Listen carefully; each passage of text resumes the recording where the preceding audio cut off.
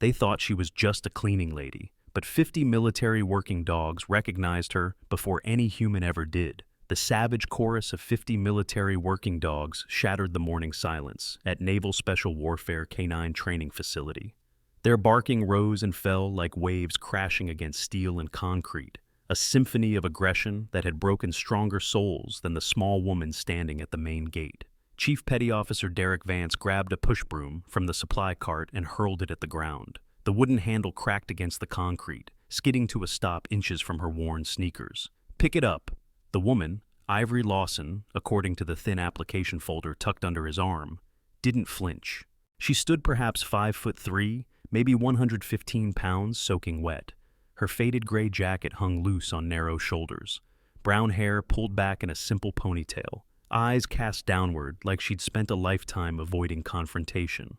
Derek stepped forward, his combat boots grinding the broom handle into the pavement. Behind him, Lieutenant Amber Nash uncrossed her arms long enough to check her manicure. Petty Officer First Class Caleb Reeves let out a low whistle that carried across the training yard. The entire K-9 unit, 15 handlers strong, had gathered to watch their Monday morning entertainment unfold. "I asked you a question." Derek's shadow fell across her face. "You know what your job is here?" Ivory nodded once, still silent. "Cleaning. Kennels." He pronounced each word like she might be hard of hearing. 50 dogs, every single day. You understand what that means?" Another small nod. Amber Nash sauntered closer, her lieutenant's bars gleaming in the Virginia Beach sunlight. "Derek, I don't think she speaks English. Maybe we should get a translator." She tilted her head, studying Ivory like something unpleasant stuck to her boot. "Where exactly did HR find this one?" "Civilian contractor pool," Derek answered, without taking his eyes off the new hire. "Bottom of the barrel, apparently." Laughter rippled through the assembled handlers. Petty Officer Second Class Mason Briggs pulled out his phone, angling for a better shot of the humiliation in progress. Ivory bent down and picked up the broom. "Good girl." Derek's lip curled into something that wasn't quite a smile. "Now, you'll start with Alpha Block. That's where we keep our most enthusiastic residents." He pointed toward a row of reinforced kennels where Belgian Malinois paced behind steel mesh, their amber eyes tracking every movement. "Oh, and a friendly warning. The last janitor lost 2 fingers to Rex. He's the big one at the end. Black muzzle, likes to play." Ivory's gaze flickered toward Alpha Block for a fraction of a second. Then she adjusted her grip on the broom handle and started walking. No protest, no questions, no fear in her eyes that anyone could detect. Derek exchanged a glance with Amber. $20 says she doesn't last till lunch." "I give her an hour," Caleb called out. "Rex hates everybody." Master Sergeant Silas Turner stood apart from the group, leaning against the equipment shed with his arms folded. At 53, he'd been handling military working dogs longer than most of these pups had been alive.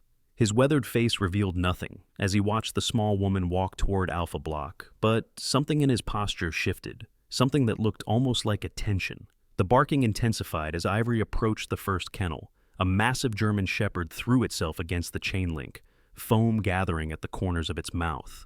The noise was deafening, a wall of sound designed to break the human spirit. Ivory kept walking. Second kennel, third, fourth.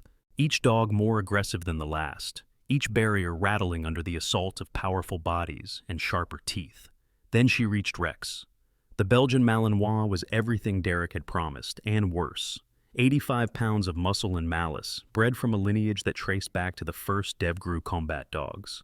His record included 3 handler injuries, 2 escape attempts, and 1 incident that remained classified at levels most people didn't know existed. Rex launched himself at the kennel door the moment Ivory's shadow crossed his territory. His bark was different from the others, deeper, more guttural, a sound that spoke of violence barely contained. And then it stopped. Rex's front paws hit the ground, his massive head tilted to one side. The perpetual growl died in his throat, replaced by something no one at the facility had ever witnessed. Silence. The dog sat down, ears flattened against his skull. Tail, a tail that had never wagged for anyone in 4 years of service, began a slow, uncertain sweep across the concrete floor. Ivory paused, just for a heartbeat. Then she continued toward the supply closet at the end of the row, leaving Rex staring after her with an expression that could only be described as recognition. "What the—" Derek's voice trailed off. Amber stepped closer to the kennel, her heels clicking against the pavement. Rex immediately lunged at the barrier, teeth bared, that familiar murderous intent restored in full. She stumbled backward, nearly losing her balance. "Must be wearing some kind of pheromone spray," Caleb suggested, though his voice lacked conviction. "Or maybe Rex is finally going soft." Silas Turner said nothing, but his eyes hadn't left Ivory since she'd picked up that broom, and the furrow between his brows had deepened into something approaching genuine curiosity. The morning crawled forward in a haze of bleach and animal waste. Ivory moved through Alpha Block with methodical efficiency, cleaning each kennel without incident while the handlers watched from a safe distance. Every dog she approached went quiet. Every snarl died before it fully formed. It was as if she carried some invisible shield that the animals could sense but the humans could not comprehend.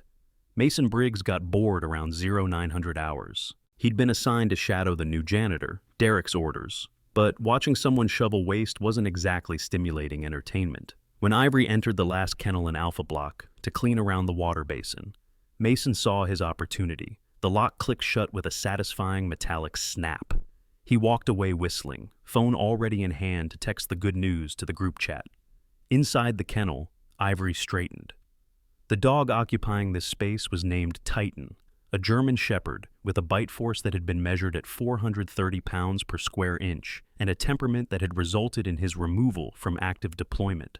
He was, according to every evaluation on file, impossible to rehabilitate. Titan rose from his corner, hackles raised, lips peeling back to reveal teeth that could crush bone like kindling. Ivory set down her brush. She turned to face him, her movements slow and deliberate. No fear flickered across her features. No panic quickened her breath. She simply looked at the dog the way one might regard an old friend encountered after years apart. Titan advanced. 1 step, 2. His growl filled the enclosed space like thunder. Ivory didn't retreat, didn't speak. She lowered herself into a crouch, making herself smaller, less threatening. Her eyes met Titan's directly, a challenge in canine terms, a declaration. The German shepherd lunged and stopped. His muzzle was inches from her throat when something in his brain overrode every trained instinct. The growl faded. The tension bled from his massive frame. Titan whined once, a sound of confusion and something deeper, then sank to his belly and laid his head across Ivory's knee. 10 feet away, hidden behind the equipment rack, Fern Cooper watched with her hand pressed over her mouth. The veterinary technician had been on her way to administer Titan's weekly supplements when she'd spotted Mason Briggs locking the kennel door with someone still inside. By the time she'd found the emergency keys, she'd expected to walk in on a tragedy. Instead, she found a miracle. "How did you—" Fern's voice came out barely above a whisper. "He's never let anyone touch him. Not in 3 years." Ivory looked up, her expression unchanged. "He's not angry. He's scared. There's a difference." She rose smoothly to her feet, gave Titan a brief scratch behind the ear, and collected her cleaning supplies. The dog watched her go with those intelligent amber eyes, tail thumping against the concrete in a rhythm that matched something ancient and instinctual. Fern fumbled with the kennel door. "I should report what happened. Mason can't just—" "Please don't." The 2 words stopped Fern mid-sentence. Not because of their volume, Ivory had spoken so softly the syllables barely carried, but because of what lay beneath them. An exhaustion that had nothing to do with physical labor, a resignation that spoke of battles fought in arenas far beyond this training facility. "I'm just here to do a job," Ivory continued, already walking toward the next block. Nothing more. Fern watched her go, questions multiplying with every step the stranger took. Questions she suspected wouldn't have easy answers. Commander Raymond Hayes received the morning's incident report at 11:32. He read it twice, then summoned Derek Vance to his office with a single terse message: "Get up here, now." The commander's office occupied the 2nd floor of the administration building, overlooking the main training yard where handlers were running their dogs through obstacle courses. Hayes stood at the window with his back to the door when Derek entered. "Explain to me," Hayes said without turning around, "why we have a civilian contractor with no background in animal handling, no security clearance beyond basic, and no apparent qualifications being locked in kennels with dogs that have been flagged for behavioral rehabilitation." Derek's jaw tightened. "Sir, I wasn't aware, you weren't aware that Petty Officer Briggs decided to turn a woman's first day of employment into some kind of hazing ritual." Hayes finally turned, his gray eyes cold enough to frost glass. "Or you weren't aware that I would find out." Sir, the kennel incident was a liability, a potential lawsuit, and most importantly, a distraction from the real work this facility is supposed to be conducting. Hayes moved to his desk, picking up a thin folder. Ivory Lawson, applied through the standard civilian contractor pool. References check out. Former cleaning jobs, nothing remarkable. HR approved her 3 days ago. Sir, with respect, there's something off about her. The dogs, what about them? Derek hesitated. Putting his suspicions into words felt foolish, like admitting to believing in ghosts. They respond to her, all of them. Even Rex, even Titan.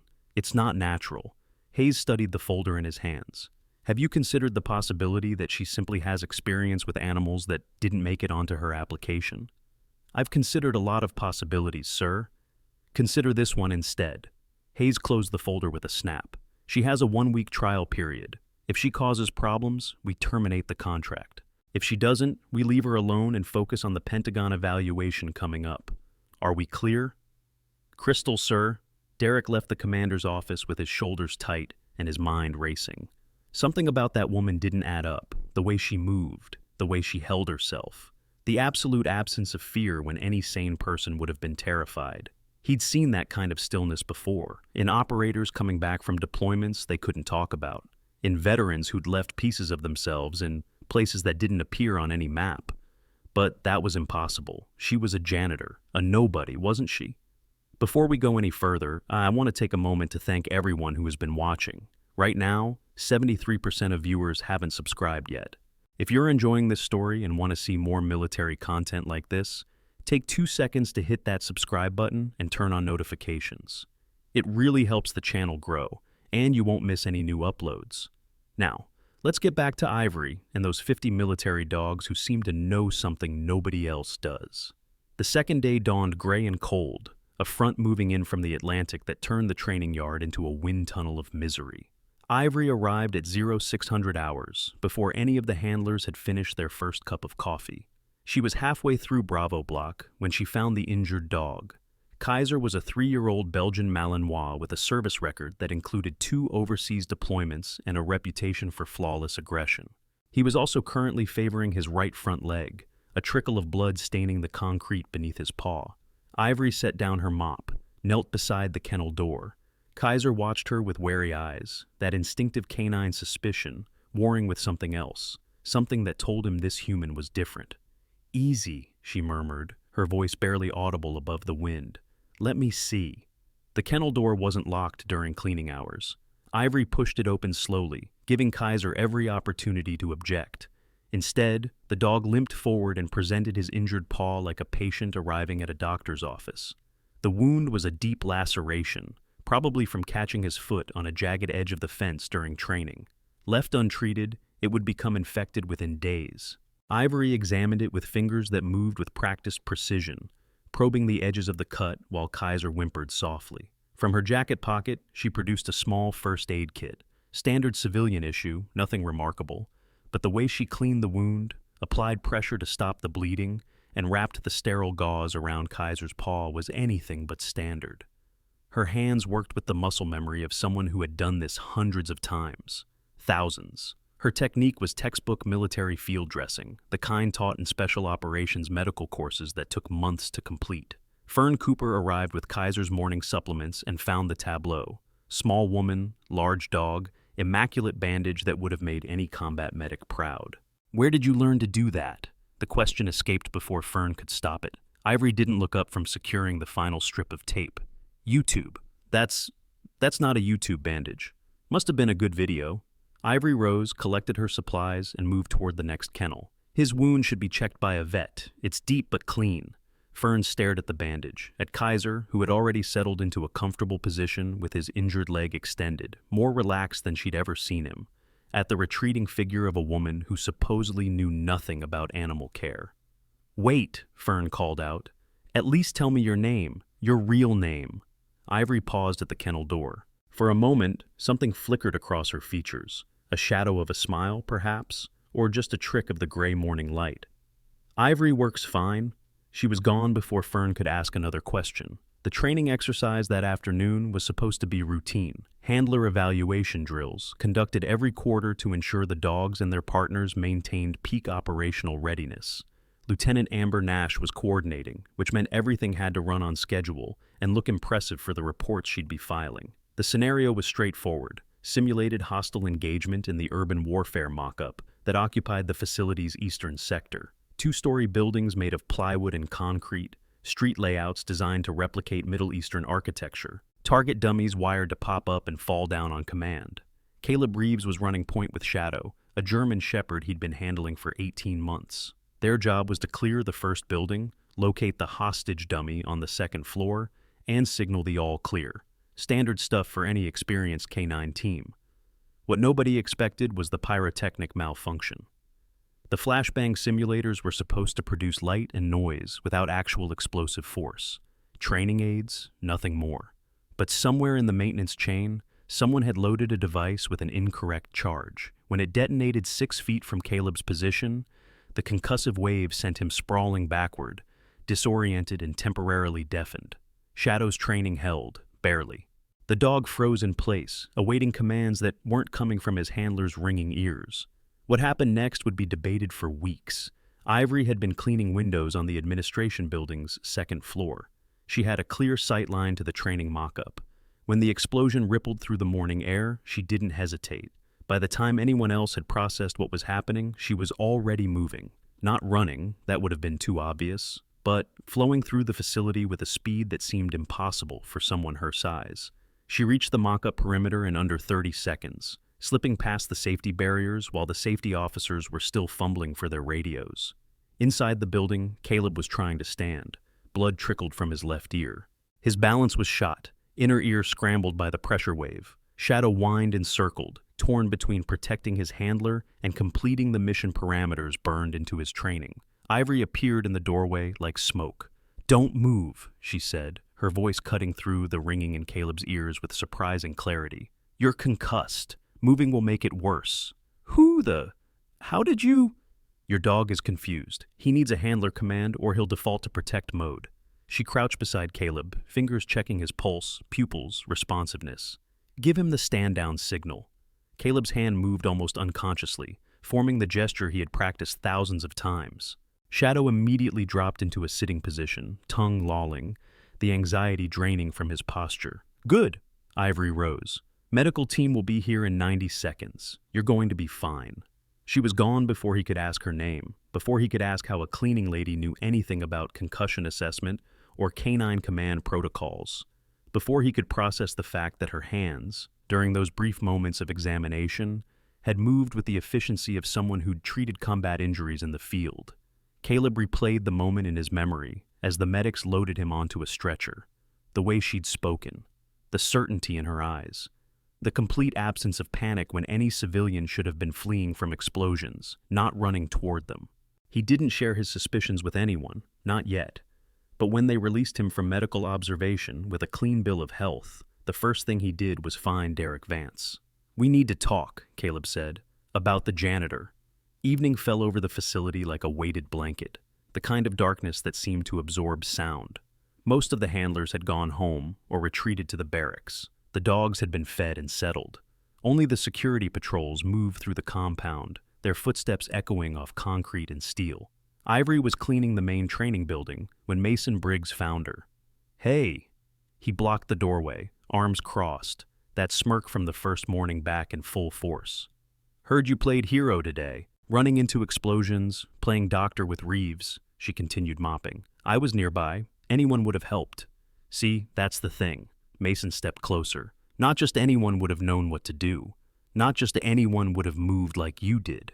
The mop stopped its rhythmic motion. Ivory looked up, and for the first time, Mason saw something in her eyes that made his confidence waver. Something old and tired and entirely without patience. "What do you want, petty officer?" "I want to know who you really are. I'm the cleaning lady. You made that very clear yesterday when you locked me in with Titan." Mason's jaw tightened. "That was just hazing, I know." She resumed mopping. "Shouldn't you be getting ready for the evaluation tomorrow? I understand the Pentagon team is quite particular about protocol." How did she know about the Pentagon evaluation? The information hadn't been shared with civilian contractors. Mason's eyes narrowed, but before he could press further, the lights flickered. A siren split the night. The compound alarm, 3 short blasts followed by 1 long, echoed off every building. Perimeter breach, eastern fence line. Mason's training kicked in automatically. He sprinted for the armory, Ivory forgotten in the sudden case of boots pounding and dogs barking, and radios crackling with urgent commands. Within minutes, the facility transformed into a controlled hurricane of activity. Handlers retrieved their dogs. Security teams deployed to the breach point. Floodlights blazed to life, turning night into harsh artificial day. Commander Hayes coordinated from the operations center, his voice steady despite the tension crackling through every channel. "I want eyes on the eastern perimeter. Now! Who triggered the sensor?" The answer came back confused, contradictory. Motion detected, but no visual confirmation. Thermal cameras showed nothing. The breach had either been a malfunction or something capable of moving without generating a heat signature. While the security team searched the fence line, nobody noticed Ivory Lawson standing alone at the edge of Alpha Block. Her eyes tracked the darkness beyond the floodlights. Her posture shifted subtly into something that didn't look anything like a cleaning lady. She reached into her jacket pocket and withdrew a small object, a challenge coin, worn smooth by years of handling. The design was impossible to make out in the darkness, but her thumb traced its contours like a prayer. Then, as quickly as it had appeared, the coin vanished back into her pocket. Ivory retrieved her mop and bucket and walked toward the supply closet, just another invisible worker beneath notice while warriors responded to threats she wasn't supposed to understand. The eastern perimeter incident was declared a sensor malfunction by morning, but the dogs knew better. Every canine in Alpha Block had gone silent during those 37 minutes. Not the aggressive silence of a hunt, but the alert stillness of recognition, as if they were waiting, watching, protecting something no human had thought to identify. Day 3 brought clouds that hung low enough to touch, and with them came Lieutenant Amber Nash's renewed determination to put the janitor in her place. "Vance tells me you have experience with animal handling," Amber announced, intercepting Ivory on her way to the supply closet. 2 junior handlers flanked the lieutenant, their expressions conveying equal parts curiosity and anticipation. "Funny thing to leave off your application," Ivory kept her eyes down. "I've had pets, nothing professional." "Pets," Amber laughed, a sharp sound without warmth. "Is that what you call what happened with Kaiser's bandage? Or the way you handled Shadow's handler during the explosion yesterday? I was trying to help." "Help." The word dripped with disdain. "You're a cleaning contractor, Lawson. Your job is to clean. Leave the heroics to people who know what they're doing." Ivory nodded, the motion small and acquiescent. Anyone watching would have seen a woman accepting her place in the hierarchy. Silas Turner, observing from the shadow of the equipment shed, saw something else entirely. He saw the slight adjustment of her stance when Amber stepped too close, the way her weight shifted to the balls of her feet, the absolute stillness that spoke of coiled potential waiting to be released. He'd seen that posture before, in the mirror 30 years ago, before the first deployment, before he'd learned what it meant to carry invisible weights no civilian could understand. The training demonstration that afternoon was designed to showcase the facility's elite teams for a group of visiting congressional staffers. Derek Vance had been preparing for weeks, coordinating with the Public Affairs Office to ensure maximum positive coverage. The demonstration opened with basic obedience drills, dogs responding to verbal and hand signals with mechanical precision. Then came the impressive stuff: obstacle courses, protection scenarios, and finally, the piece de resistance, a simulated building assault that would demonstrate the tactical value of military working dogs in modern combat operations. The congressional staffers sat in a covered reviewing stand, sipping coffee and nodding at appropriate moments while their assistants took notes. Commander Hayes stood nearby, offering commentary with the practiced ease of someone who'd briefed politicians before. Everything was proceeding according to plan until Caleb Reeves brought out Shadow for the detection demonstration. The scenario required Shadow to locate a hidden, explosive device, actually a training aid scented with specific compounds, within a mock building interior. Standard stuff, rehearsed dozens of times. Shadow would find the target, alert his handler, and everyone would applaud the miracle of canine detection. Shadow found the target in under 40 seconds. But instead of alerting to Caleb, the dog turned his head toward a figure standing at the back of the crowd. Ivory, The German shepherd whined once, then broke from his handler's control and trotted directly toward the cleaning lady, who had somehow ended up in proximity to a high-profile demonstration. "Shadow, heel!" Caleb's command cut through the stunned silence. The dog ignored him. Shadow stopped in front of Ivory and sat. His tail wagged. His eyes never left her face. And then, with the careful precision of a canine who had been trained to detect specific chemical signatures, he pressed his nose against her jacket pocket. The pocket where she'd hidden the challenge coin the night before. The pocket that apparently carried traces of something Shadow's sophisticated nose could identify. Amber Nash recovered first. "Well, this is embarrassing. Apparently, our detection dog has developed an attraction to cleaning products." Scattered, uncomfortable laughter from the congressional staffers. Caleb hurried forward to retrieve Shadow, his face flushed with humiliation. Commander Hayes stepped in with a smooth redirect, launching into an explanation of how sensitive the dog's noses could be to unfamiliar scents. But Silas Turner wasn't looking at the politicians, or the embarrassed handler, or even the dog. He was watching Ivory's hand.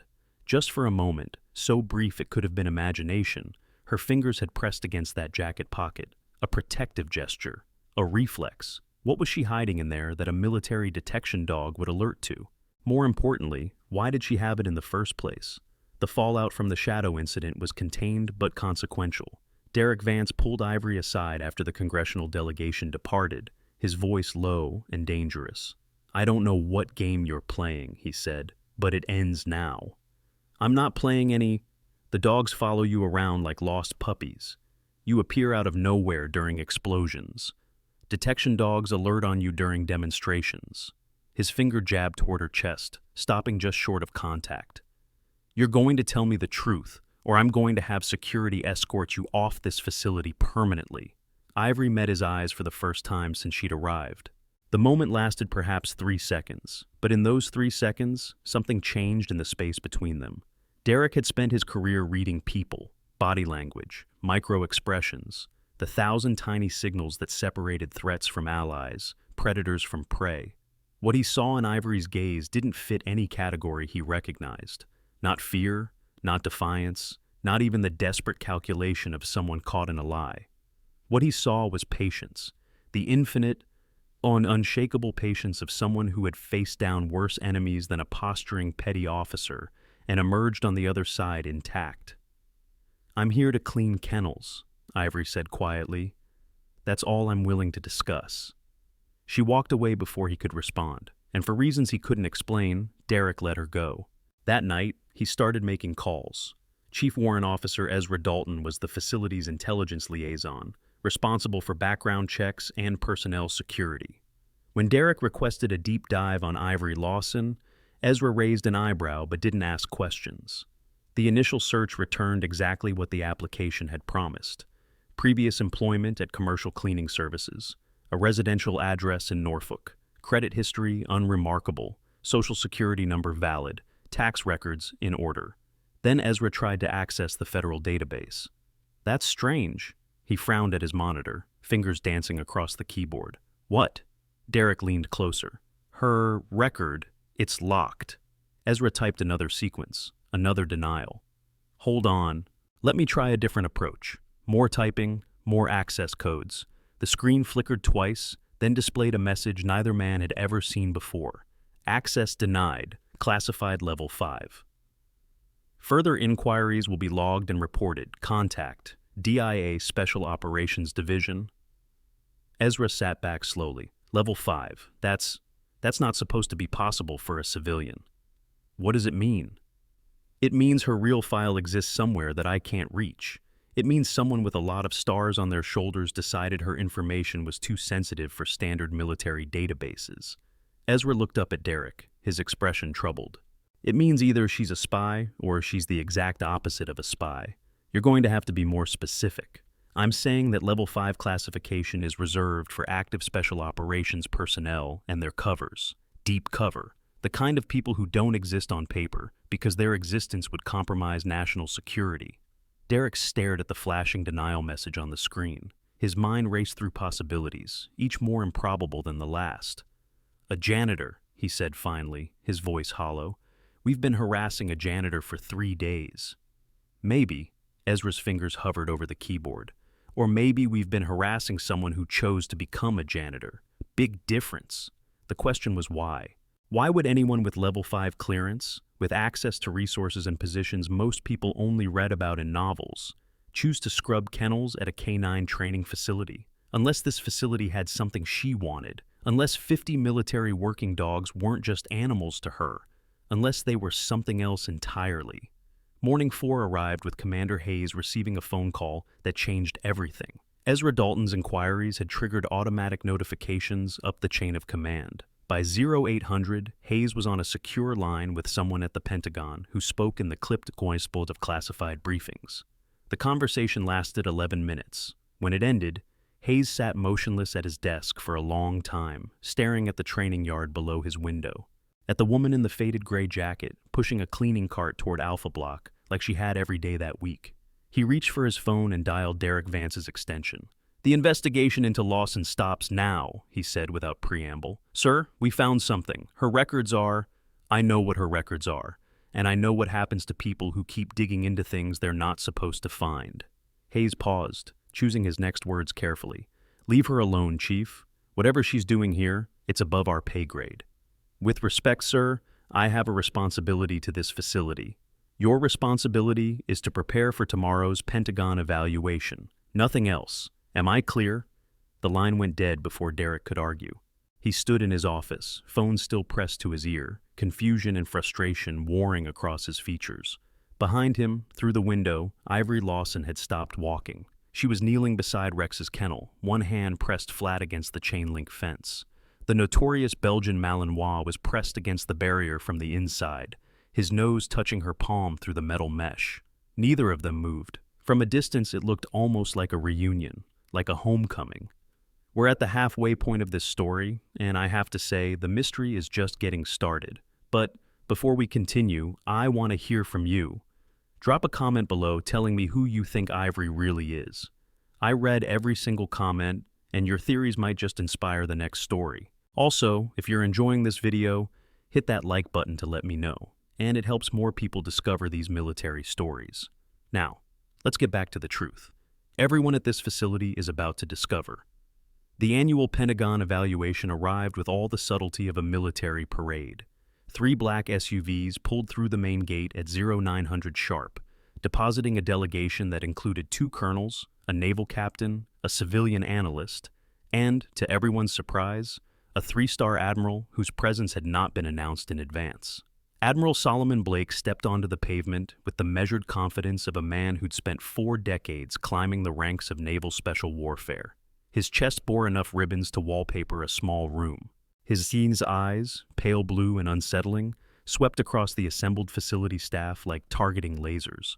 "Quite a reception," he remarked to Commander Hayes. "I don't remember requesting a parade. Sir, we weren't expecting—" "That's the point, Commander." The Admiral's attention had already moved on, cataloging details, filing observations. "I prefer to see things as they actually are, not as they're presented." Gunnery Sergeant Logan Pierce emerged from the 3rd SUV, a Marine Corps liaison whose presence suggested this evaluation carried weight beyond routine inspection. He carried a tablet and an expression that suggested he'd rather be anywhere else.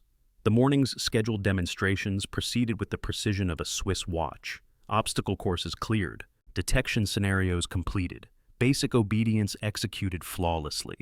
Commander Hayes narrated from the reviewing stand while his handlers performed with the desperation of soldiers who knew their careers depended on every detail. It was during the attack dog demonstration that everything began to unravel. Derek Vance was coordinating the exercise, a simulated hostile engagement in which Rex would pursue and detain a volunteer wearing protective equipment. The scenario had been rehearsed exhaustively, every variable accounted for, every contingency planned, every contingency except the one that actually happened. The volunteer was a young ensign named Peters, selected because he could run fast and knew how to fall safely when 85 pounds of Belgian Malinois slammed into his back. He took his position at the far end of the training yard, raised his padded arm as the target, and waited for the signal. Derek released Rex with the attack command. The dog launched like a missile, covering ground with terrifying speed. Peters braced himself, weight forward, ready to absorb the impact. Then Rex veered, Not toward Peters, not toward the designated target at all. The Belgian Malinois changed direction mid-stride, his powerful legs churning as he accelerated toward the spectator area, toward the cleaning lady standing at the edge of the crowd with her mop and bucket. "Rex! High IR! Stop!" Derek's commands bounced off the dog like rain off armor. Rex had never disobeyed a direct order in 4 years of service, had never broken pursuit once locked onto a target, had never shown the slightest deviation from his programming, until now. The dog reached Ivory at full speed and did something that made every handler in attendance question their sanity. He stopped, sat, pressed his massive head against her leg and whined. The sound that emerged from Rex was nothing like the aggressive vocalization they had all heard 1,000 times. This was the whimper of a child finding a lost parent, the cry of recognition that transcended training, conditioning, and 4 years of carefully cultivated violence. Admiral Blake rose from his chair. His expression had transformed from polite boredom to something much more intense. "Commander Hayes," he said, his voice carrying across the suddenly silent training yard. "Who is that woman?" Hayes opened his mouth to respond, but Derek Vance was already moving. The embarrassment of having his dog malfunction during a Pentagon evaluation had curdled into rage. He crossed the distance to Ivory in seconds, grabbed her shoulder, and spun her around to face him. "What did you do to my dog?" "Nothing. Don't give me that." His grip tightened. First Titan, then Kaiser, then Shadow, now Rex. Every dog on this facility responds to you like you're some kind of... "Chief Vance," Admiral Blake's voice cracked like a whip. "Release that woman immediately." Derek's hand dropped reflexively. He turned to face the Admiral, confusion warring with the instinct to obey that had been drilled into him since basic training. Blake descended from the reviewing stand, his movements deliberate. The other members of the Pentagon delegation remained seated, sensing they were witnessing something beyond their clearance level. "Your name," the Admiral said, stopping 3 feet from Ivory. "Your full name." She didn't answer immediately. Her eyes were fixed on something beyond the Admiral's shoulder, a patch on Gunnery Sergeant Pierce's uniform, a specific designation that apparently meant something to her. "My name is Ivory Lawson," she said finally. "I'm a cleaning contractor." "You're lying." The words hung in the air like smoke. Nobody breathed. Even Rex had gone utterly still, his dark eyes moving between the two humans as if watching a tennis match played at a frequency only he could perceive. Admiral Blake studied her face for a long moment. Then his attention dropped to her hands, to the small scars that marked her fingers like a roadmap of old injuries, to the calluses that shouldn't exist on someone who pushed mops for a living. "Your hands," he said quietly. "Those are handlers' hands. Professional grade. Years of work with bite suits and combat harnesses." His gaze rose to meet hers. "You're K9, aren't you? Or you were." Ivory said nothing. "The dogs know." Blake gestured at Rex, still pressed against her leg. "Animals don't lie. They can't. Whatever you were, whatever you did, every canine on this facility recognizes you as Pack. That doesn't happen by accident." "Sir?" Commander Hayes stepped forward. "We conducted a background check. Her records are classified at level 5. I was told to stop asking questions." "You were told correctly." Blake's expression didn't change. "But that was before my best attack dog abandoned a demonstration to cuddle with the cleaning staff." He turned back to Ivory. "I'm going to ask you one more time, and I'd appreciate an honest answer. Who are you?" The moment stretched, expanded, became something crystalline and fragile. Then Derek Vance, impatient, embarrassed, determined to regain control of a situation that had spiraled beyond his understanding, reached out and grabbed Ivory's jacket collar. "Answer the Admiral." He pulled. The fabric was old, worn, not designed to withstand the force of a man who spent his recreational hours in the gym. It tore with a sound like ripping paper, exposing Ivory's left shoulder and the flesh beneath. Time stopped. The tattoo covered her deltoid entirely, a detailed rendering of a 3-headed dog, each head facing a different direction. Cerberus, guardian of the underworld, rendered in black ink with geometric precision. Beneath the image, letters and numbers, K9 DevGru 07, and surrounding the designation, 7 stars arranged in a partial circle, 7 stars, each one representing something, someone. Master Sergeant Silas Turner was the first to react. The veteran handler had been standing at the edge of the crowd, watching the confrontation unfold with growing unease. Now his weathered face went pale. His hand trembled as it rose toward his forehead. "Phantom," he breathed. "Your Phantom." The name rippled through the assembled handlers like an earthquake. Whispers erupted. Phones appeared in hands, then disappeared just as quickly under the weight of military discipline. Gunnery Sergeant Logan Pierce stepped forward from the Pentagon delegation, his tablet forgotten, his marine composure cracking at the edges. "Operation Cerberus. You're the survivor, the only one who made it out of Kandahar." Admiral Blake hadn't moved. His eyes remained fixed on the tattoo, on the stars, on the woman who had spent 4 days cleaning kennels at a facility where her legend was taught in advanced handler courses. "Master Chief Petty Officer Ivory Lawson," he said, his voice carrying the weight of confirmation. "Call sign Phantom. DevGru K9 Division, inactive since 2015. Recipient of the Navy Cross, Bronze Star with Valor, and 3 Purple Hearts." He paused. "I signed your classification papers, myself, 10 years ago." The training yard had gone silent. 50 handlers, support staff, and Pentagon officials stood frozen in various stages of disbelief. Derek Vance still held the torn piece of jacket in his hand. His face had drained of all color.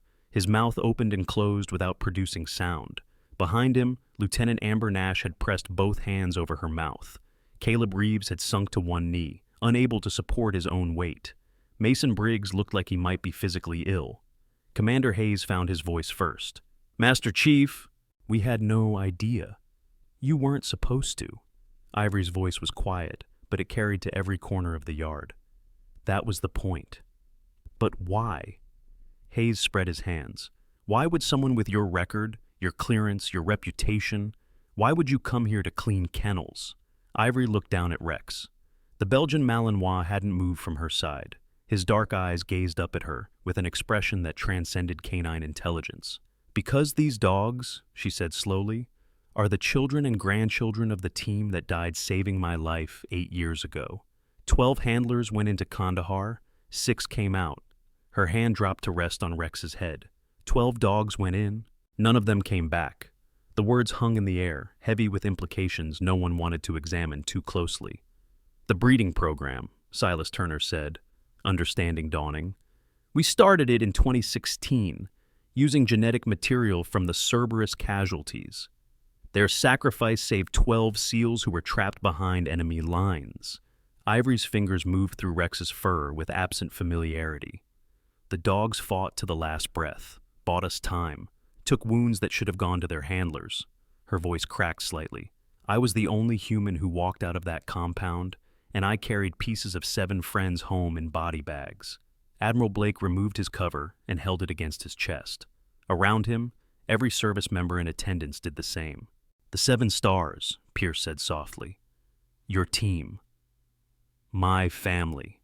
Ivory finally looked up, and for the first time since arriving at the facility, her eyes showed something other than patient neutrality. Pain lived there, old and deep and never fully healed. "I didn't come here for recognition. I came because this is the only place left where pieces of them still exist. The only place where I can still feel like they're not completely gone." She knelt beside Rex, bringing herself to his level. The Belgian Malinois whined and pressed closer, his powerful body radiating warmth against her side. "They know," she whispered, words meant for the dog but audible to everyone.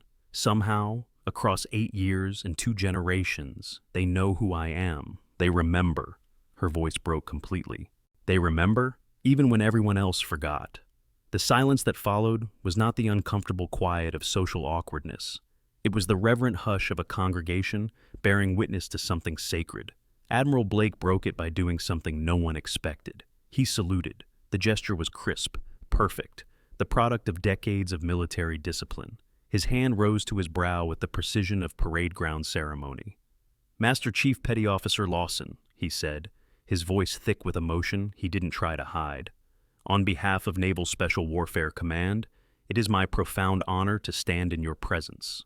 One by one, the other service members followed suit. Commander Hayes, Gunnery Sergeant Pierce, the colonels and captain from the Pentagon delegation. Even the civilian analyst, though his version was clearly improvised from half-remembered movies. Silas Turner held his salute longest, tears streaming openly down his weathered cheeks. The handlers who had tormented Ivory for 4 days stood apart from the formation. Derek Vance, Amber Nash, Caleb Reeves, Mason Briggs. They hadn't saluted, couldn't seem to remember how, their bodies frozen in attitudes of shock and dawning horror. The weight of what they'd done pressed down on them like a physical force. The broom thrown at her feet, the kennel locked with her inside, the public mockery and private cruelty. They had hazed a legend, humiliated a hero, treated a woman who had lost everything in service to her country like she was less than human. And she had let them. That realization that Ivory had possessed the knowledge, the authority, the connections to destroy their careers with a single phone call and had chosen silence instead was somehow the most devastating detail of all. Derek's knees buckled. He went down hard, combat boots scraping against concrete, his body refusing to support the weight of his shame. The torn piece of jacket slipped from his nerveless fingers. "Master Chief," he managed, his voice cracking like ice in spring. We didn't." "I know." Ivory rose smoothly, Rex moving with her like a shadow. "You didn't know. That doesn't excuse—" "No." She met his eyes, and in her gaze he saw not anger or contempt, but something worse, understanding. "It doesn't, but holding on to anger is a luxury I gave up in Kandahar, too heavy to carry alongside everything else." She stepped past him, walking toward the kennel blocks where 49 other dogs waited. Rex patted at her heel, his earlier aggression completely absent, replaced by the devoted attention of a canine who had found his purpose.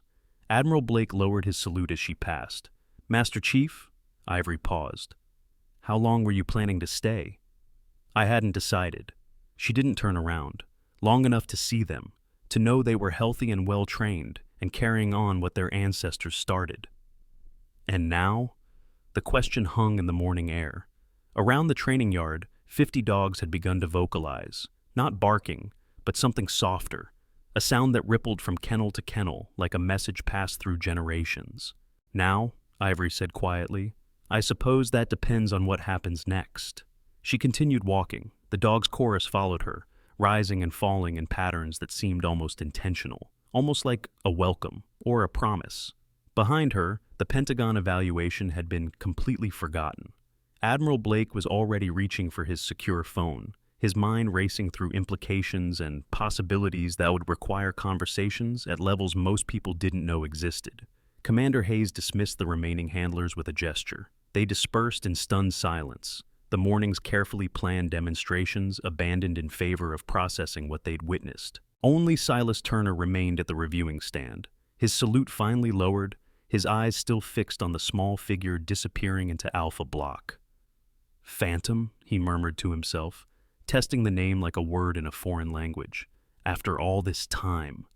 The legend had returned, and something told him that the story was just beginning. The hours following the revelation reorganized themselves around Ivory's presence, like iron filings around a magnet. Word spread through the facility with the speed of wildfire, from handler to support staff to security to medical, until everyone who wore a uniform or carried a badge knew the truth about their cleaning contractor. Master Chief Petty Officer Ivory Phantom Lawson, DevGru K9 Division, Operation Cerberus Survivor. The woman who had walked out of hell carrying 7 dog tags and an empty leash. Reactions varied by individual. Some handlers approached her with hesitant respect, offering awkward apologies for slights they had witnessed but not prevented. Others maintained their distance, unsure how to interact with someone whose service record read like a classified action movie. The dogs had no such uncertainty. Wherever Ivory walked, canines pressed against their kennel barriers with soft whines and wagging tails. The aggressive vocalizations that normally greeted strangers simply stopped. It was as if someone had flipped a switch in their collective consciousness, replacing guard dog programming with something older and deeper. Pack recognition, family reunion. Silas Turner found her in Bravo Block around 1400 hours, sitting cross-legged on the concrete floor with 4 Belgian Malinois arranged around her like a protective detail. They weren't leashed, weren't commanded. They'd simply followed when she sat down and arranged themselves according to some internal protocol no human had taught them. "May I?" Silas gestured at an empty space on the floor. Ivory nodded without looking up. "They won't mind. They know you're not a threat." He lowered himself carefully, joints protesting the position his 53-year-old body was too old to maintain comfortably. The nearest Malinois, a female named Storm, sniffed his hand once, then returned her attention to Ivory. "I served with your predecessor," Silas said after a moment, "Chief Masters. He was running the K9 program when I came through handler school in '94. Chief Masters trained me." Ivory's hand moved through fur in slow, methodical strokes. "He said I had a gift, that the dogs could sense something in me they couldn't articulate. He called it the frequency. I remember him using that term, never understood what it meant. Neither did I, at first." She finally looked at him, and Silas was struck by how young she still seemed, despite everything in her file. "Then I spent 18 months in the field, with handlers who are dead now, and dogs who gave everything they had, and I understood." "What did you understand?"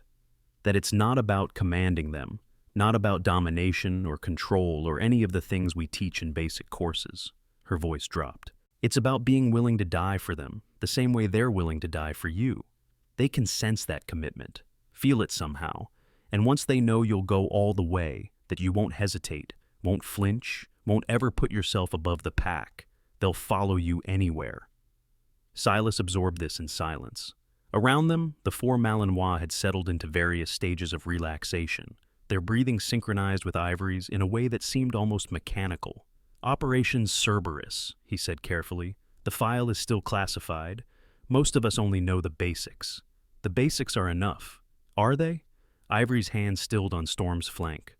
For a long moment, she didn't speak. Then, "We were sent to extract a high-value target from a compound in Kandahar province. Intelligence said minimal opposition, standard snatch and grab. Intelligence was wrong. Intelligence is always wrong." No bitterness in her voice, just statement of fact. "They had us pinned within the first 5 minutes. 3 handler teams down before we reached the primary building. The dogs, they kept fighting even when their handlers fell. Bought us time we shouldn't have had." Silas had heard variations of this story before. The military was full of accounts of combat dogs protecting their handlers beyond all reason, beyond the instinct for self-preservation that governed most living creatures. "The extraction team reached us around 0400, Ivory continued. "By then, I was the only handler still breathing. The dogs," she swallowed. 11 of them formed a perimeter around the wounded SEALs we were protecting, held it for 6 hours against superior numbers. When the shooting finally stopped, they'd all..." She didn't finish, didn't need to. "You carried them out," Silas said softly. "I carried what I could, tags, collars, photos." Her hand found the pocket of her jacket, the same pocket Shadow had alerted on days earlier. Small things, things that proved they existed, that they mattered. They mattered. Tell that to the families who never got closure. Tell that to the programs that got shut down because someone decided K9 operations were too expensive, too complicated, too much liability. The edge in her voice was the first real emotion Silas had heard from her in 4 days. Tell that to the handlers who came after us and got pulled from the field because bureaucrats couldn't justify the budget. "Is that why you disappeared after Cerberus?" "I didn't disappear." Ivory rose fluidly, the dogs mirroring her movement. "I stepped back, took the medical discharge they offered, let them classify my file and pretend I didn't exist." "But you came here." "I came here because they built a breeding program from the genetic material of my team." She turned to face him fully. "Storm's grandmother was a dog named Valkyrie. Valkyrie died covering my retreat through a breach in the compound wall. She took wounds that should have killed her instantly, but kept fighting for another 3 minutes. 3 minutes that saved 4 lives." Storm pressed against Ivory's leg, ears pricked forward. "Now Valkyrie's granddaughter is standing here, and she knows." Ivory's voice dropped to a whisper. "Somehow, across genetics and generations and 8 years of military breeding programs, she knows who I am and what her family did for mine." Silas found he had no words adequate to respond. "I'm not here for recognition," Ivory continued, steel returning to her tone. "I'm not here to reclaim glory or prove anything to anyone. I came because these dogs are the only family I have left, and I wanted to make sure someone was taking proper care of them." "And are we? Taking proper care?" The question hung between them, heavier than it should have been. "You're training them to be weapons," Ivory said finally. "That's the job. That's what they're bred for. But weapons break, Silas. They wear down. They need maintenance and care, and someone who sees them as more than tools. Is that what you saw here? Tools?" I saw handlers who'd forgotten, or never learned, that these animals would die for them without hesitation. I saw a culture of dominance instead of partnership. She paused. And I saw a few people who understood. You, Fern, the Admiral. The Admiral knew who you were. He suspected. A ghost of something that might have been a smile crossed her features. Solomon Blake was a captain when I came through advanced training. He signed off on my field certification. We haven't spoken in years, but some things you don't forget. Before Silas could respond, a commotion erupted near the main gate. Radio chatter spiked. Dogs throughout the facility began barking in patterns that suggested alarm rather than excitement. Ivory's posture shifted instantly. The relaxation of moments ago replaced by coiled alertness that transformed her entire bearing. "What is it?" Silas asked, scrambling to his feet. "Perimeter alert." Her head tilted, processing sounds no ordinary person would have noticed.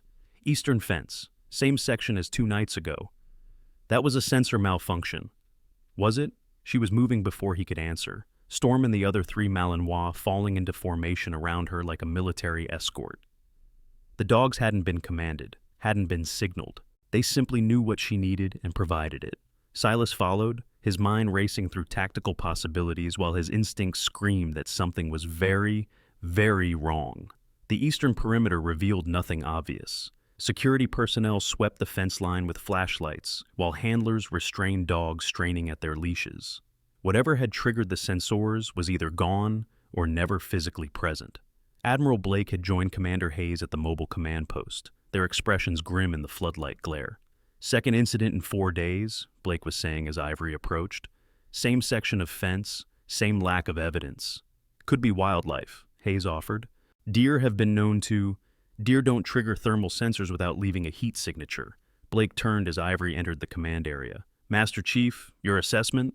She didn't answer immediately. Instead, she moved to the fence line, Storm padding silently at her heel. Her eyes tracked the darkness beyond the perimeter lights, searching for something the others couldn't see. "The dogs knew," she said finally, "both times. They went quiet before the alarms triggered." "Quiet how?" "Alert silence, pack behavior. They were tracking something." "Tracking what?" Ivory's hand found her jacket pocket. The challenge coin inside pressed against her palm. "I don't know yet." She turned back to face the Admiral. "But I'd suggest increasing patrols and implementing handler teams on the eastern approach. Whatever's out there, it's not wildlife." Blake studied her for a long moment. "You think it's connected to you?" "I think I've learned not to believe in coincidences." The Admiral nodded slowly. "Commander Hayes, implement the Master Chief's suggestions. I want this perimeter locked down until we understand what we're dealing with." "Yes, sir." As the security team scrambled to comply, Ivory remained at the fence line, her silhouette stark against the floodlights. Storm pressed against her leg, the Malinois' attention fixed on the same darkness her handler studied. "What are you looking at?" Silas asked softly, joining her at the barrier. "Ghosts," Ivory murmured. "Or maybe something worse. Worse than ghosts?" She didn't answer, but her hand never left that pocket, fingers wrapped around a coin that carried secrets she hadn't shared with anyone in 8 long years.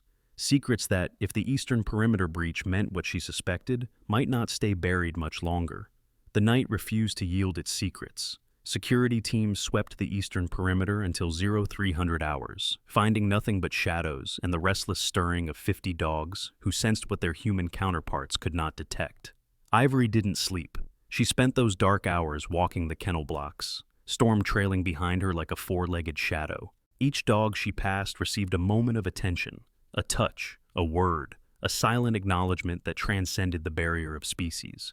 By the time dawn painted the Virginia coast in shades of pink and gold, something had shifted in the facility's atmosphere.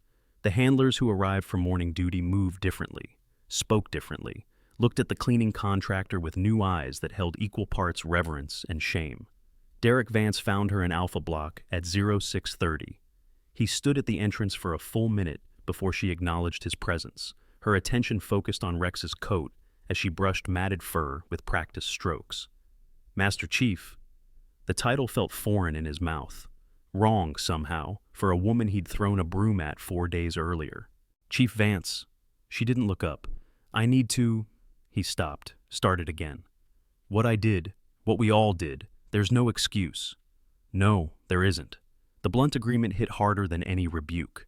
Derek had prepared himself for anger, for recrimination, for the justified fury of a superior officer who'd been disrespected in ways that should end careers. This quiet acceptance was infinitely worse. "I've submitted my resignation," he said. "Commander Hayes has it on his desk." The brushing stopped. Ivory turned, and for the first time since his arrival, she looked directly at him. Her expression remained neutral, but something flickered in the depths of her eyes. "Why?" "Because I failed." His voice cracked on the word. "Not just you, everyone. The Guza, the program, everything Chief Masters built and everything you sacrificed to protect." He swallowed hard. "I became exactly the kind of handler I swore I'd never be. Arrogant, dismissive, so convinced of my own importance that I couldn't see what was standing right in front of me. And resignation fixes that? It's accountability." "No." Ivory set down the brush and rose to face him fully. "Resignation is escape. It's walking away from the mess you made instead of cleaning it up." Derek's jaw tightened. "With respect, Master Chief, I don't see how—" "You're a good handler." The words stopped him cold. "Your technique is solid. Your dogs respond well. You understand the fundamentals better than half the instructors I worked with in DevGru. Then why? Because somewhere along the way, you forgot that being skilled doesn't make you superior. You started seeing yourself as the master instead of the partner." She stepped closer, her small frame somehow commanding the space between them. "That's not a fatal flaw, Chief. That's a lesson you haven't learned yet." "How do I learn it?" "By staying, by doing the work, by remembering every single time you look at a new recruit or a civilian contractor that you have no idea what they've survived to stand in front of you."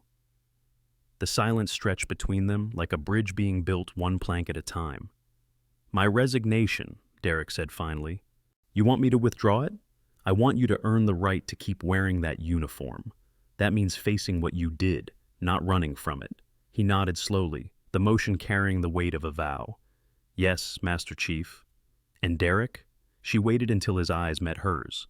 "The next time you see someone you think it is beneath you, remember this moment.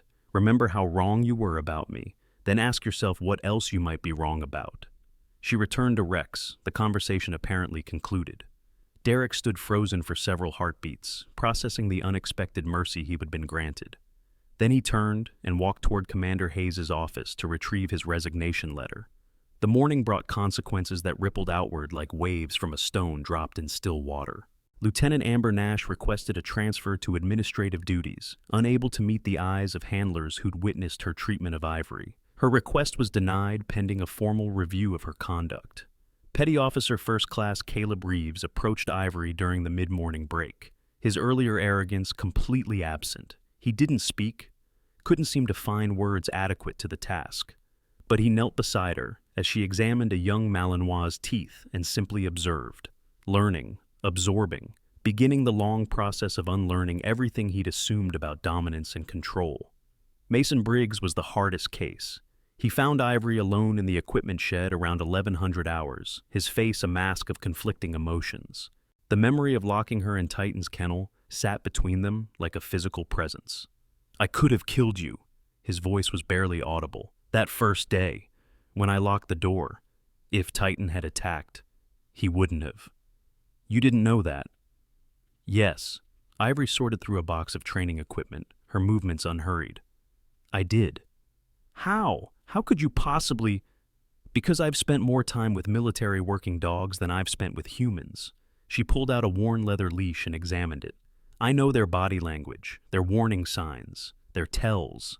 Titan wasn't aggressive in that kennel. He was afraid." "Afraid of what?" "Of himself.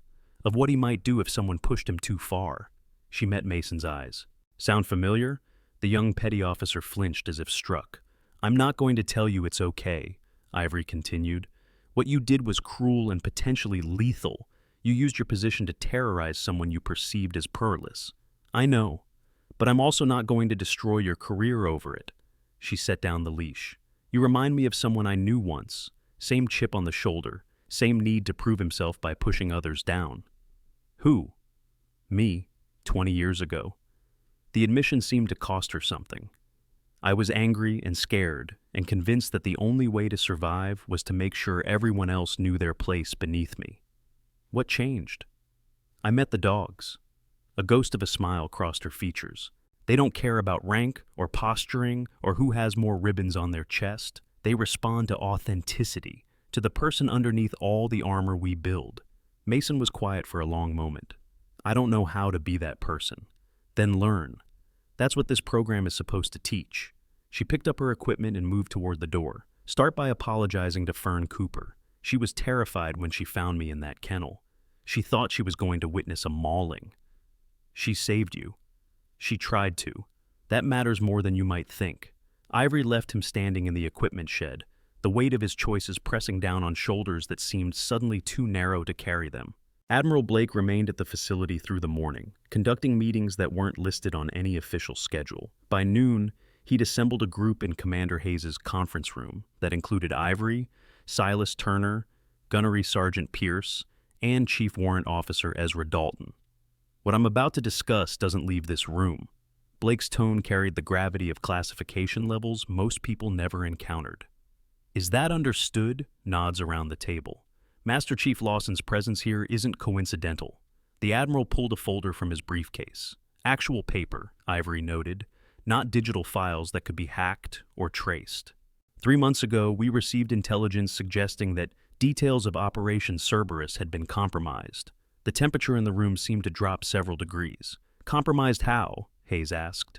Names, locations, tactical details that were never supposed to exist outside of secure facilities. Blake opened the folder, revealing photographs and documents covered in redaction marks.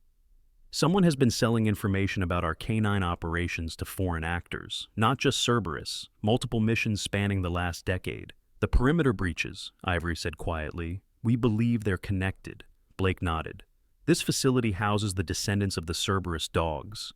More importantly, it houses the breeding records and genetic databases that make our canine program unique. That information in the wrong hands could compromise years of operational security. You think someone is trying to access the facility? I think someone already has. The Admiral's eyes found Ivory's. The first breach occurred 2 days after you arrived. The second, 4 days later. Either that's coincidence, or someone is very interested in your presence here.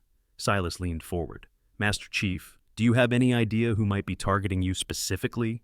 Ivory's hand found her jacket pocket. The challenge coin inside had never felt heavier. The 7 stars on my tattoo, she said slowly. 6 of them represent handlers who died at Cerberus, but there were 7 of us on that mission. 7 handlers? Pierce checked his tablet. The official record shows 6 casualties. The official record is incomplete. Ivory withdrew the coin from her pocket and placed it on the table.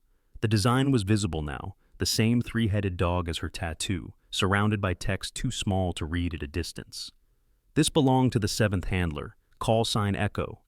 Echo survived Cerberus? Echo was reported killed during the initial breach. Body never recovered. We assumed...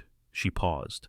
I assumed he died with the others. The extraction team found dog tags but no remains. You think Echo is alive? I think someone wants me to believe Echo is alive. Ivory pushed the coin toward the center of the table. I found this in my apartment 3 months ago. No note, no explanation. Just the coin, placed on my pillow while I was sleeping. Admiral Blake picked up the coin, examining it with narrowed eyes.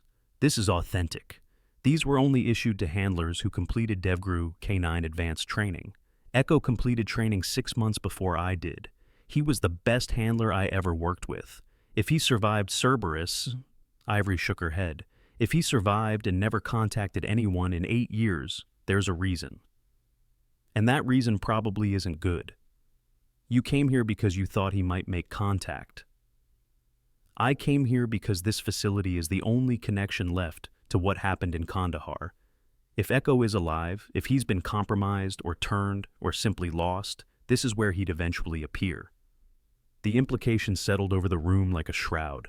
So, we have a potential asset or threat with intimate knowledge of our most sensitive canine operations, possibly working with foreign actors, and definitely monitoring this facility. Hayes rubbed his temples. Wonderful.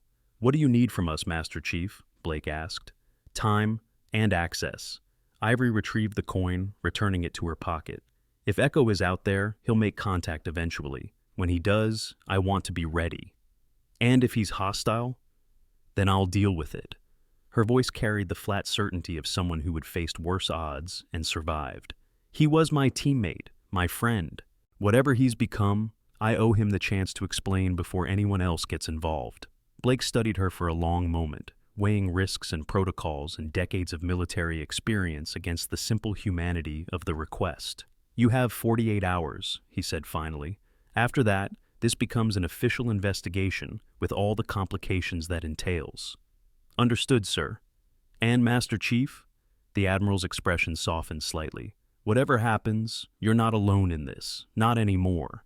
Ivory nodded, but her eyes had already drifted toward the window, toward the eastern perimeter, toward shadows that might conceal ghosts or enemies or something in between. The afternoon passed in a blur of activity that masked the tension thrumming beneath the facility's surface. Handlers ran their dogs through extended drills. Security personnel conducted additional sweeps, and Ivory Lawson walked the kennel blocks with 50 pairs of eyes tracking her every movement. Fern Cooper caught up with her near Charlie Block, slightly out of breath from jogging across the compound.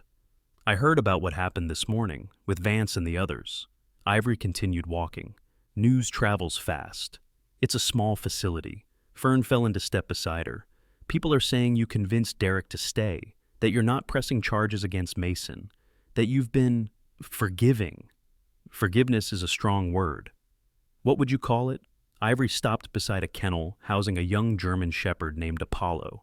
The dog pressed against the barrier, tail wagging, eyes bright with recognition.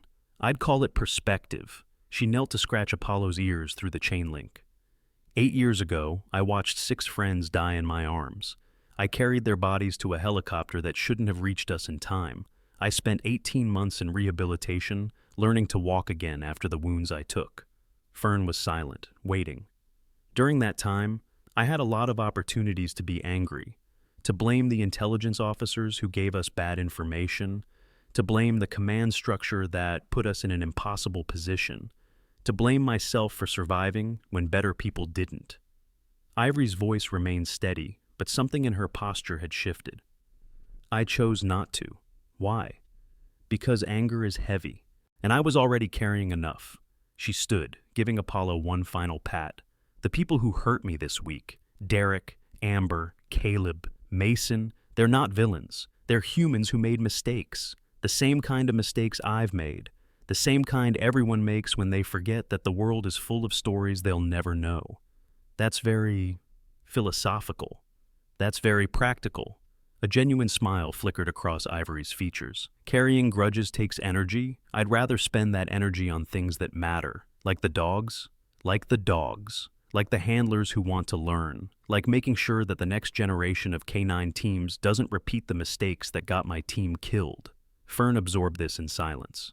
Then, Commander Hayes mentioned you've been offered a position here, official consultant to the training program. He mentioned it. Are you going to take it? Ivory's gaze swept across the kennel blocks, taking in the rows of dogs and handlers and the entire ecosystem of training and discipline that represented Naval Special Warfare's K9 program. I haven't decided yet. There's something I need to resolve first.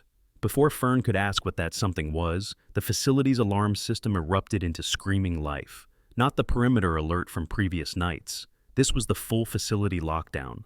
3 long blasts followed by continuous tone, indicating an active threat on the grounds. Ivory was moving before the first alarm cycle completed. The chaos that followed would later be reconstructed from security footage, handler reports, and the confused accounts of personnel who couldn't quite explain what they'd witnessed. At 17:42 hours, an unidentified individual breached the eastern fence line. Unlike previous incidents, this breach was unmistakable, a clean cut through the chain link, professional grade, executed with tools that didn't exist in civilian markets. Security responded within 90 seconds, converging on the breach point with weapons drawn. They found nothing. The intruder had vanished into the facility's interior, moving with a speed and skill that suggested extensive training. Commander Hayes coordinated from the operations center, his voice steady despite the adrenaline flooding his system. I want handler teams on every block. Lock down the kennels. Nobody in or out until we've swept the entire facility. Sir, the dogs are going crazy. Derek Vance's voice crackled over the radio. "They're not responding to commands." "What do you mean not responding?" "I mean they're ignoring everything. All of them. They're focused on something else." Hayes pulled up the kennel camera feeds and felt his blood run cold. 50 military working dogs stood at attention in their individual enclosures. Not barking, not pacing, standing perfectly still, every head oriented in the same direction, toward Alpha Block, toward Ivory Lawson, who stood alone in the center of the compound, with her arms at her sides and her eyes fixed on the shadows beyond the floodlights. "Master Chief," Hayes' voice carried through the facility's PA system. "Get to the bunker, now!" She didn't move. "Master Chief Lawson, that is a direct order. We have an active threat on—" "I know." Her voice was calm, impossibly calm given the circumstances. "He's here." "Who's here?" The shadows at the edge of the floodlit zone shifted, coalesced, became a figure that stepped into the light with the measured confidence of someone who had been waiting for this moment for a very long time. The man was perhaps 40 years old, lean and weathered in ways that suggested decades of hard living. He wore civilian clothes, dark jacket, cargo pants, boots that looked military surplus. His face was partially obscured by a beard that hadn't been trimmed in months, but his eyes were unmistakable. "Hello, Phantom." His voice carried across the compound, rough with disuse. "It's been a while." "Echo." The name emerged from Ivory's lips like a prayer, like a curse. "You're supposed to be dead." "I've been a lot of things." He moved closer, his gait revealing the slight limp of someone carrying old injuries. "Dead, missing, forgotten. Seems like you're the only one who remembers the truth." "What is the truth?" "That I didn't die in Kandahar, that I've spent 8 years trying to find out who sold us to the enemy, who gave our positions to the people who killed our team." His hands remained visible, palms forward, a gesture of non-aggression that Ivory recognized from countless tactical scenarios. "And I found them." "Who?" Echo's smile was bitter. Was bitter. "That's what I came to tell you." Commander Hayes' voice boomed through the PA system. "Unidentified individual, get on the ground with your hands visible. Security teams, prepare to engage." "No!" Ivory's command cut through this chaos. "Stand down." "Master Chief, he breached our perimeter. He's one of us." She turned to face the operations center, her small frame somehow commanding attention from every person on the facility. "He's one of ours, and I'm taking responsibility for whatever happens next." The standoff lasted perhaps 30 seconds. Security personnel with weapons trained on the intruder, Ivory standing between them like a human shield. Echo frozen in the floodlights, with that bitter smile still twisting his lips. Admiral Blake's voice came over the radio, calm and authoritative. "Security teams, lower your weapons. Let the Master Chief handle this." The tension didn't dissipate. It transformed. Weapons lowered but remained ready. Personnel held their positions but watched with a new quality of attention. "You owe me an explanation." Ivory faced Echo fully. 8 years of silence. 8 years of thinking you died in my arms. Do you have any idea what that did to me? "I know exactly what it did." His voice cracked. "I watched, from a distance. I saw you go through rehab, saw you take the discharge, saw you disappear into civilian life and try to forget everything we were. Then why? Why didn't you reach out?" "Because the people who betrayed us were still active. Because reaching out would have put you in danger. Because—" He stopped, and for the first time since emerging from the shadows, emotion broke through his carefully maintained composure. "Because I was ashamed." Ashamed of what? Of surviving, of running when I should have stayed and fought, of leaving you to carry bodies that should have included mine. The words hung in the night air, heavy with 8 years of guilt and grief. "I didn't run." Echo's voice dropped to barely above a whisper. "I was captured, held for 3 days before I escaped. By the time I got back to friendly lines, the extraction was complete, and you were in surgery, fighting for your life. Why didn't you report in?" "Because I'd seen things, heard things. The people who ambushed us knew our positions, our timing, our extraction routes. They knew because someone told them." "Who?" Echo shook his head. "Not here, not like this. I have documentation, years of evidence, but the people involved are powerful, connected. If I reveal what I know in the wrong circumstances, then we go somewhere safe." Ivory took a step toward him. "Come inside. Let Admiral Blake hear what you have. Let the system work. The system is compromised. His voice hardened. Don't you understand? I've spent 8 years proving that. The leak goes higher than anyone wants to believe. Then we burn it down together, the way we should have from the beginning. Brother and sister in arms, separated by years and lies, finally standing close enough to touch. The compound held its breath, waiting for a resolution that seemed impossible. Echo's resistance crumbled in stages. First the tension in his shoulders, then the defensive set of his jaw. Finally, the wall behind his eyes that had protected him through 8 years of lonely investigation. You always were the stubborn one, he said quietly. Someone had to be. A sound interrupted them, not human, but canine. A whine that started in Alpha Block and spread kennel by kennel until 50 dogs were vocalizing in unison. Not barking, not aggressive, something more primal, recognition. They know you. Ivory glanced toward the kennel blocks. The same way they knew me. Their ancestors saved my life too. Echo's voice was thick. In Kandahar, after I was captured. When I escaped, it was one of our dogs who found me in the desert and led me to safety. Which one? Reaper.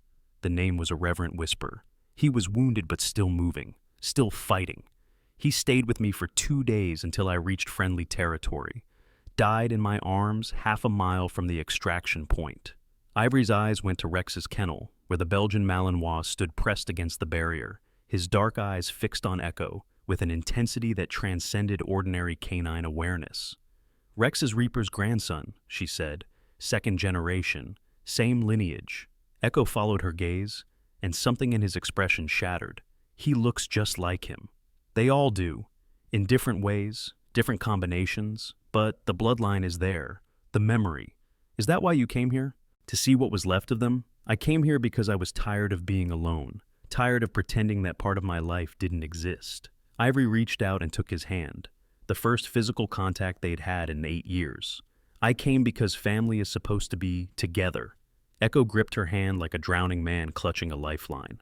The moment was interrupted by Admiral Blake approaching with Commander Hayes at his side. Security personnel maintained their positions, but their weapons were holstered, the immediate crisis apparently resolved. Master Chief, Blake's voice carried professional courtesy with an undertone of genuine concern. I assume you can explain what's happening here. Admiral, this is Chief Petty Officer Marcus Webb, call sign Echo. DevGru K9 Division, same team as me. Ivory didn't release Echo's hand. He survived Kandahar and has spent the last 8 years investigating the intelligence leak that compromised our mission. Webb was declared killed in action. Webb was declared a lot of things that turned out to be wrong. Blake studied the newcomer with eyes that had evaluated threats for 4 decades. Chief Webb, you breached a secure military facility. You've been operating outside the chain of command for 8 years. You have approximately 60 seconds to convince me you're not an enemy combatant. Echo met the Admiral's gaze without flinching. Sir, I have documentation proving that our mission in Kandahar was deliberately compromised by someone within DevGru command structure. Names, dates, financial transactions, communications intercepts, everything you need to identify and prosecute the people responsible for killing my team. And you couldn't bring this through proper channels? With respect, sir, the proper channels are compromised. That's the whole point. Blake was silent for a long moment. Then he turned to Hayes. Commander, have your people stand down. Chief Webb will be taken to the secure briefing room for debriefing. Master Chief Lawson, you'll accompany him. Yes, sir. And Webb? The Admiral's voice hardened. If I find out you're lying, if any of this is fabrication or misdirection, I will personally ensure you spend the rest of your life in a cell so deep they'll have to pump sunlight to you. Are we clear? Crystal, sir. The procession that formed, Admiral, Commander, 2 veterans of a mission that had never officially happened, surrounded by security personnel whose confusion was evident in every step, made its way toward the administration building. Behind them, 50 dogs finally broke their silence, not barking, not howling, something that could only be described as singing, a harmonic vocalization that rose from every kennel simultaneously and filled the night air with sound that seemed almost otherworldly. They sang as the handlers who'd almost destroyed their connection walked past. They sang for the reunion they'd somehow known was coming. They sang for family, the pact that death and distance, and 8 years of separation had failed to break. The debriefing lasted through the night and into the following morning. Echo's documentation was everything he'd promised and more, a meticulously assembled case that implicated figures whose names made Admiral Blake's face go pale with recognition. By 0800, secure calls were being made to offices in Washington that didn't appear on any organizational chart. By noon, investigators were en route. By evening, the first arrests would be made in what would eventually become the largest internal security breach in DevGru history. But that was politics. That was justice. That was the system finally working the way it was supposed to. What mattered more, what Ivory would remember long after the investigations concluded and the perpetrators faced trial, was the moment in the kennel block at dawn.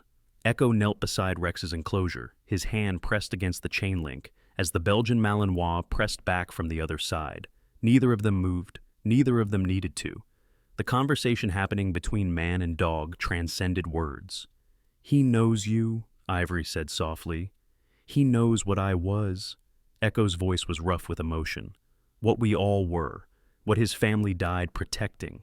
The breeding program was designed to preserve their genetics, their capabilities. No one expected it would preserve this. Maybe that's the part that matters most. Echo looked up at her.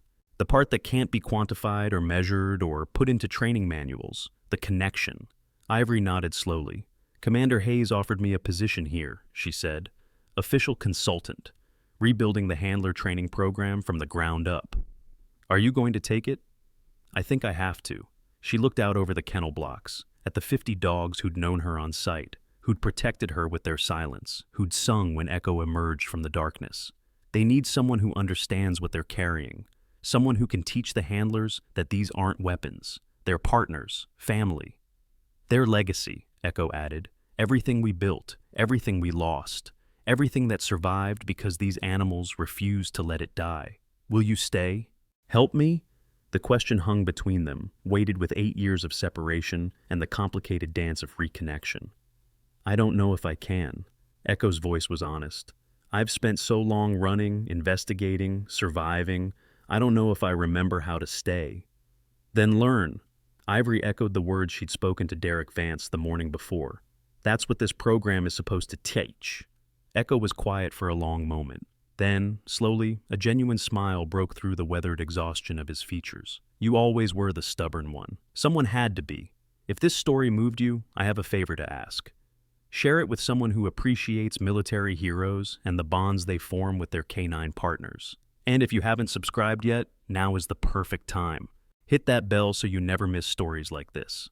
The video on screen right now features another incredible military story I think you'll love. Thank you for staying until the end. You're the reason this channel exists. 3 weeks passed. The investigations concluded with convictions that it would remain classified for decades. Admiral Blake received a commendation he couldn't talk about. Commander Hayes was promoted to a position that officially didn't exist. And Naval Special Warfare Canine Training Facility in Virginia Beach quietly became something more than it had been. The new curriculum bore Ivory's fingerprints on every page. Handler training now included sections on pack psychology, non-dominance leadership, and the ethical responsibilities of partnering with animals who would die for you without hesitation. The phrase, "they're not tools, they're teammates," became something approaching a facility motto. Derek Vance completed his remedial training and returned to handler duties with a humility that his previous self wouldn't have recognized. Amber Nash transferred out, unable to face the daily reminder of her failures. Caleb Reeves became one of Ivory's most dedicated students, his technical challenger attitude redirected toward constructive improvement. Mason Briggs apologized to every person he'd wronged and started volunteering at the facility's veterinary clinic on his off hours. Silas Turner retired with full honors, passing his responsibilities to a new generation of handlers who'd been taught by a legend they had almost overlooked. Echo remained. Not officially, his status was too complicated for standard personnel files, but as a shadow presence who appeared during training exercises and vanished between debriefings. His relationship with Ivory rebuilt itself one conversation at a time, two survivors learning to be family again after years of thinking the other was gone forever. And the dogs.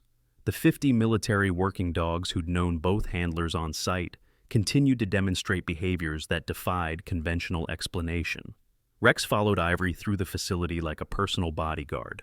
Storm attached herself to Echo with equal devotion. The others distributed their attention according to some internal logic that no trainer could predict or control. They were pack. They were legacy. They were proof that some bonds transcended genetics and training and the cold mathematics of military breeding programs. On the evening of Ivory's third week as official consultant, she stood alone in Alpha Block, watching the sun set over the Virginia coast. The day's training had gone well, handlers responding to new techniques, dogs performing above baseline, the entire program slowly transforming into something that honored its origins. Her phone buzzed in her pocket. The message was from an unknown number. No caller ID, no identifying information. Just 4 words. The 8th star waits. Ivory stared at the screen, her pulse accelerating despite years of training that should have kept it steady. 7 stars on her tattoo. 6 handlers dead. Echo survived. Who was the 8th? Her fingers moved automatically, typing a response she'd never expected to send. Who is this? The reply came immediately. You know who. Kandahar wasn't the end. It was the beginning. More soon. Then silence. Ivory pocketed the phone and turned to face the kennel blocks. Rex was watching her, through the chain link, his dark eyes reflecting the last light of day. What do you know, boy? She murmured. What else is out there? Rex whined softly and pressed against the barrier. In the distance, Echo emerged from the administration building, his silhouette familiar and strange at the same time. He raised a hand in greeting, unaware of the message that had just arrived, unaware that the mission they thought was finished might have only begun. Ivory raised her hand in return. Whatever came next, whatever secrets still lurked in the shadows of their shared past, she wouldn't face it alone. She had Echo. She had the handlers who'd learned to see beyond their assumptions. She had 50 dogs whose ancestors had died protecting her and whose descendants would do the same without hesitation. She had family. And family, as she'd learned in a compound in Kandahar 8 years ago, was worth any sacrifice. The sun dipped below the horizon. The facility's lights flickered to life, and somewhere in the gathering darkness, a truth waited to be uncovered, one that would change everything, again. Rex howled once, a long, mournful note that echoed across the compound, and was answered by 49 other voices in perfect harmony. They knew something was coming. They always did, and when it arrived, they would be ready, together. This story carries a powerful message that resonates far beyond the military setting. Ivory Lawson walked into that facility as a cleaning lady, endured mockery and humiliation, yet never once demanded recognition or respect. She let her actions speak louder than any medal or rank ever could. The first lesson is simple but profound. Never judge anyone by their appearance or position. The person mopping your floors might have sacrificed more than you can imagine. The quiet colleague in the corner office might carry wounds invisible to the naked eye. Every human being has a story worth hearing if we take the time to listen. The second lesson speaks to the nature of true leadership. Ivory had every right to destroy the careers of those who mistreated her. Instead, she chose to teach. She transformed enemies into students and shame into growth. That is the mark of genuine strength. Not the power to punish, but the wisdom to rebuild. The third lesson is about loyalty that transcends time and distance. 50 dogs recognized Ivory not because of training, but because of something deeper, a bond passed down through generations. Family is not always blood. Sometimes family is forged in fire and preserved through love. If this story moved you, carry its message forward. Look at the people around you with fresh eyes. Treat everyone with dignity regardless of their title. And remember that the quietest person in the room might just be the strongest warrior you will ever meet. Subscribe and share this story with someone who needs to hear it today.